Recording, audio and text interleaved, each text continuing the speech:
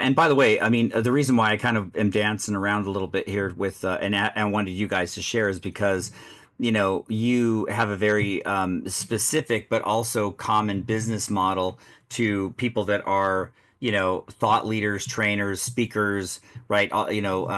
With your own gifts, because on one hand, you're doing like personal stuff, which is higher dollar, assistance. On the other hand, you're training and you're speaking. But what's interesting is that, um, I think another thing I just wanted to share is that I always saw a lot of people with advertising, exactly what you said, Peter. I mean, I can't tell you how almost impossible it is, and it's just getting worse and expensive to get a person to react to an ad and come and convert into a lead, let alone buy something, right? Unless you're a well-known brand.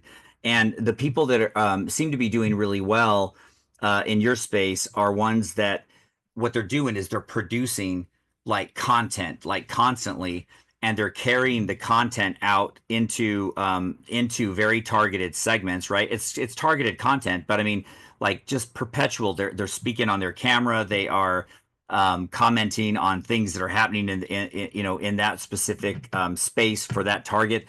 But they're producing so much content that content is everywhere for people to experience. And what they're doing is they're using ads not to measure the effectiveness of the ad getting somebody there and converting. They're measuring the cost of getting traffic there, because they know that it's going to take two or three touches with your content, right, before that retargeting thing following them around, right, or something like Lucho's, where it's like you found out who's on your site, um, are going to bring them forward. The problem, and I saw this so many times. Do you know how many times, like, by the way, even e-commerce companies, they would try Facebook, they would shoot Facebook, and they're like, oh my god, like nobody is converting.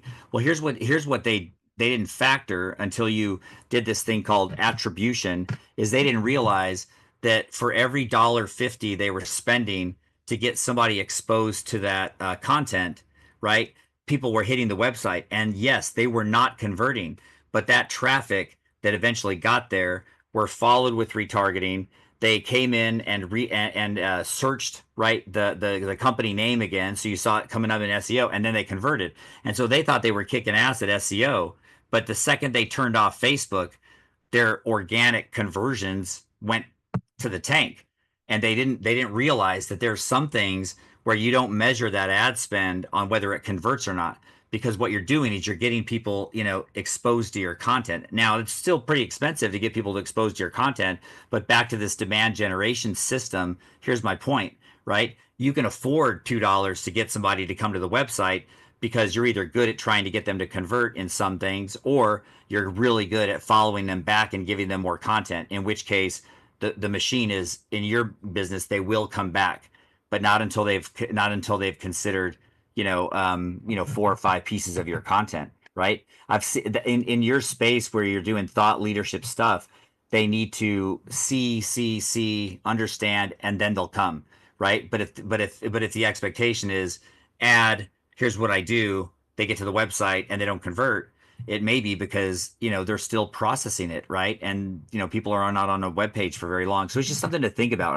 I've just seen this a lot. Maybe it sounds like Lucho, you've seen that too. Yeah, go ahead. Yeah, so when you do a Facebook ad, also there's a little toggle that you can switch, and not only will it show it on Facebook, but also Instagram and a bunch of other sites. Like when you go to your